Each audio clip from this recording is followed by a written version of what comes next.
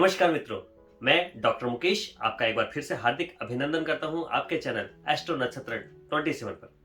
दोस्तों, अभी मैं आपके सामने उपस्थित हुआ हूं राहु केतु के गोचर के संबंध में एक प्रोग्राम को लेकर, जिसमें आप जान पाएंगे मिथुन राशि के जातकों के लिए यह गोचर क्या फलित को लेकर आया है आने वाले 18 महीनों में। दोस्तों, राहु और केतु, इनका कोई भौतिक अस्तित्व नहीं है। सूर्य और चंद्रमा जहां अपना पाथ काटते हैं, वही दो बिंदु हैं राहु और केतु। ये कोई ऐसा ग्रह नहीं है जिसका कोई फिजिकल एग्जिस्टेंस है, जैसे हमारे सूर्य हैं, चंद्रमा हैं, बृहस्पति हैं, शनि हैं। लेकिन एस्ट्रोलॉजी में राहु और केतु को रखा गया। क्यों? क्योंकि ये उन ग्रहों से भी ज्यादा प्रभावशाली है, 10 गुना ज्यादा प्रभावशाली मैग्नेटिक फील्ड है। तो राहु और केतु जब जब जिस राशि में आते हैं, समसप्तक होते हैं। जहां राहु होगा उसके 7वें भाव में केतु होगा।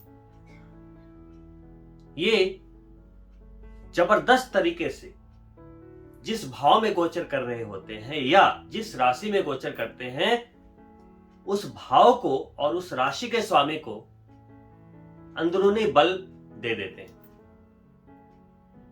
अब आप मिथुन राशि के जातक हैं।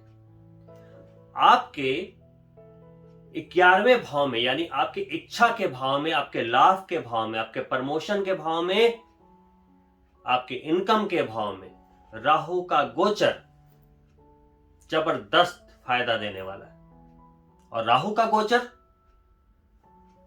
मंगल की राशि,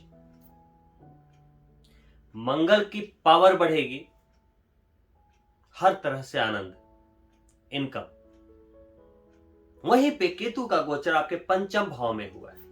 5म भाव शिक्षा, संतान, लक्ष्मी का भाव।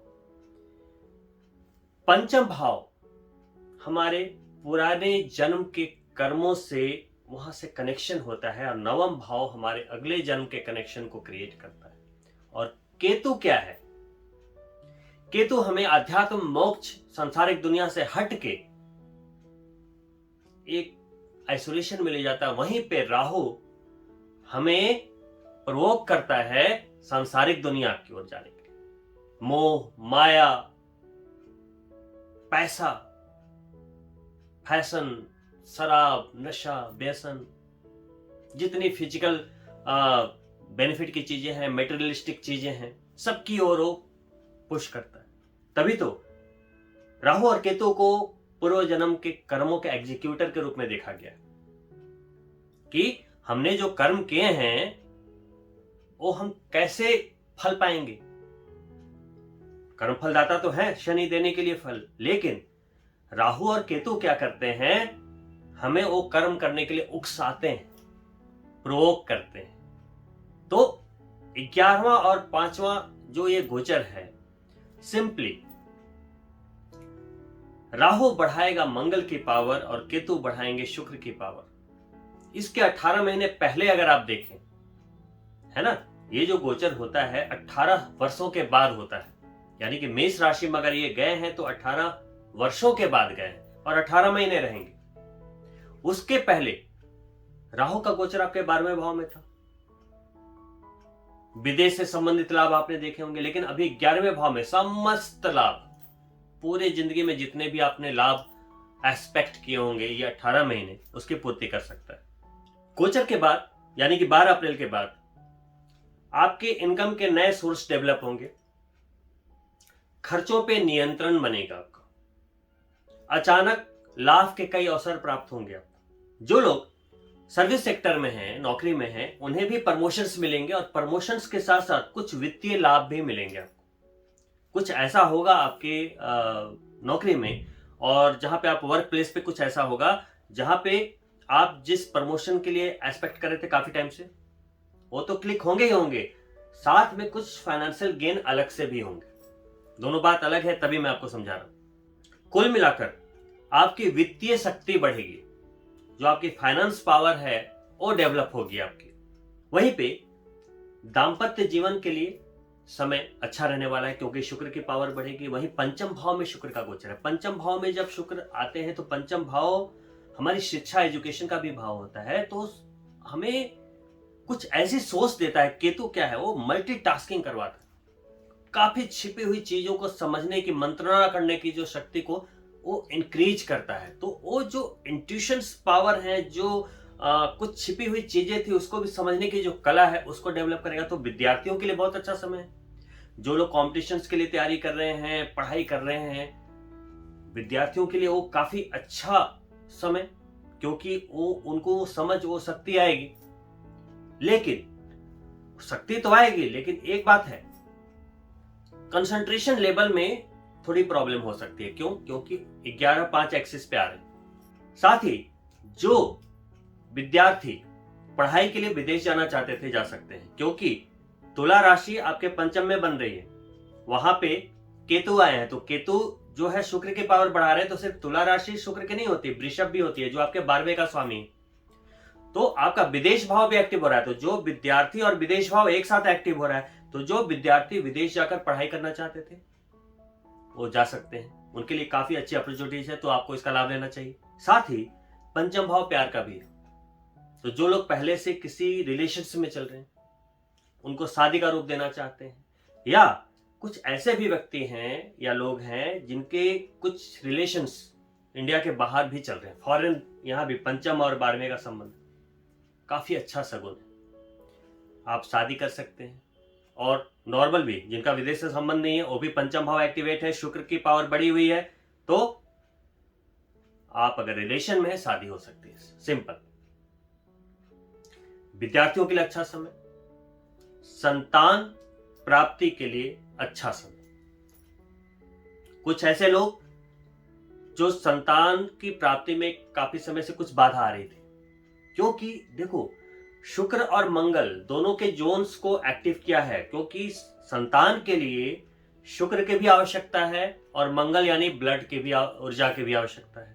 तो ये दोनों ही जोन एक्टिव हुए हैं, तो यहाँ पे काफी आपको फायदा मिलने वाला है। तो संतान प्राप्ति के इच्छुक युगल जोड़ियों के लिए भी ये अच्छा समय और ये अच्छा गोचर कहा जाएगा। वहीं पे राहु का जो गोचर हुआ है, सिर्फ आपके लाभ के भाव में हुआ तो है, लेकिन वो मंगल की राशि, और मंगल की सिर्फ एक ही राशि नहीं है, नंबर 8 यानी वृश्चिक राशि भी है, जो आपके छठे भाव से संबंध रखता है। लाभ होगा, मैंने बता दिया।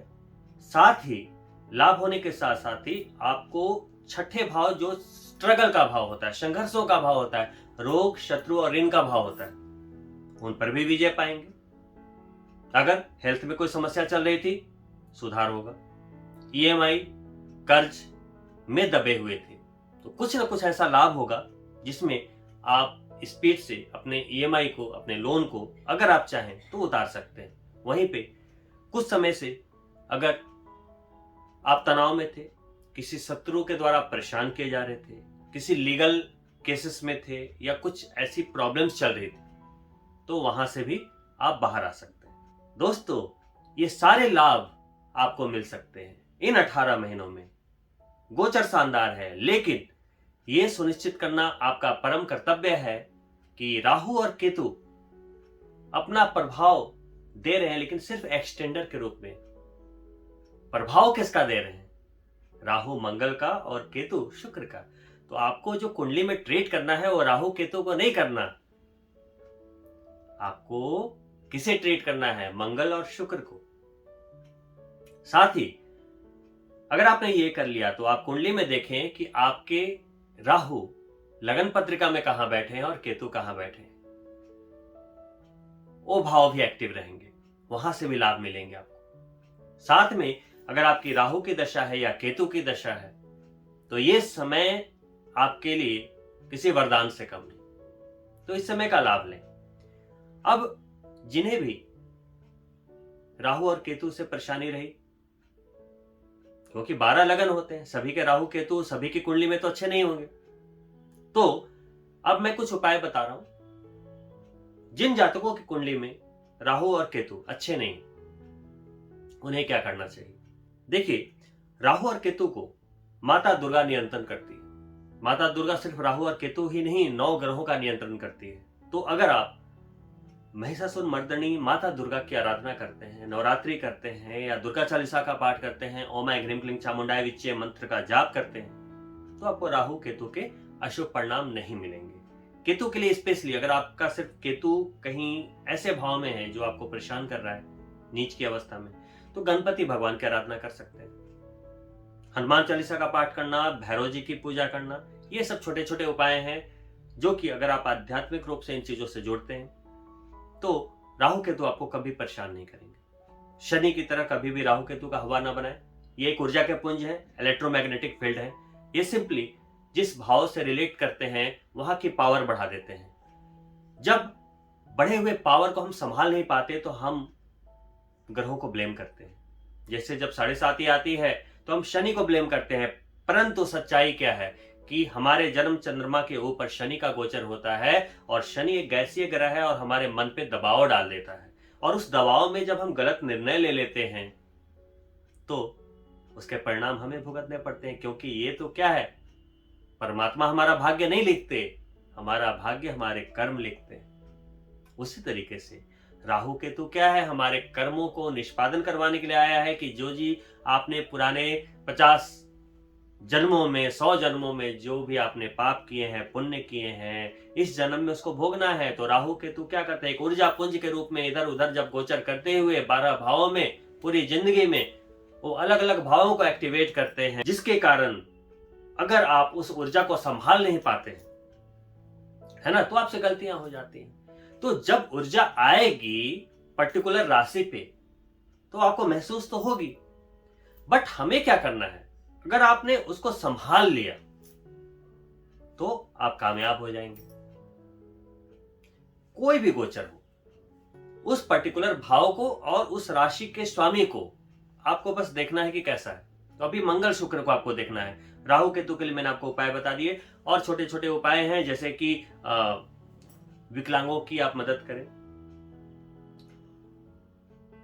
हाइजीन पे ध्यान दें, प्रतिदिन नहाएं, स्नान करें, साफ सुथरे वस्त्र पहने, सुबह सुबह घर का जो मुख्य द्वार है वहां पे, वो कभी कभी जैसे काफी घरों में दरवाजा हमेशा बंद होता है, सुबह में दरवाजे को कम से कम आधे घंटे के लिए खोल कर रखें। मतलब वायु का संचार घर में जितनी अच्छे तरीके से होगा वो बहुत ही अच्छे फल मिलते हैं सारे ग्रहों के। ये वास्तु के कुछ नियम होते हैं, वो मैं कभी किसी और वीडियो में आपसे बात करूंगा, लेकिन राहु केतु के लिए ये बहुत इंपॉर्टेंट है। घर का ईशान कोण हमेशा साफ सुथरा रखें। हनुमान जी की आराधना जैसे सुंदरकांड का पाठ, हनुमान चालीसा का पाठ और भैरव जी की पूजा भी राहु केतु के शुभ परिणामों को देने में आपको काफी मदद करती है। कुल मिलाकर बात करें तो मिथुन राशि के जातकों के लिए नए प्रभावशाली संपर्क, प्रतिष्ठा में वृद्धि, खासकर उन लोगों के लिए जो राजनीति से जुड़े हुए हैं, फिल्म उद्योग से जुड़े हुए हैं, खेल जगत से जुड़े हुए हैं, उनके लिए बड़ी उपलब्धि का समय। तो मिथुन राशि के जातकों के लिए बहुत ही शानदार गोचर, इसका लाभ लें। और इसी के साथ मैं आपसे अनुमति चाहूंगा, अगर आप हमारे चैनल के साथ नए जुड़े हैं तो सब्सक्राइब करना ना भूलें। साथ ही अगर आपको जानकारी अच्छी लगी तो अपने मित्रों के लिए शेयर करें और लाइक करना ना भूलें। जल्द ही मिलता हूं दूसरे वीडियो में, तब तक के लिए नमस्कार। If you enjoyed this YouTube video,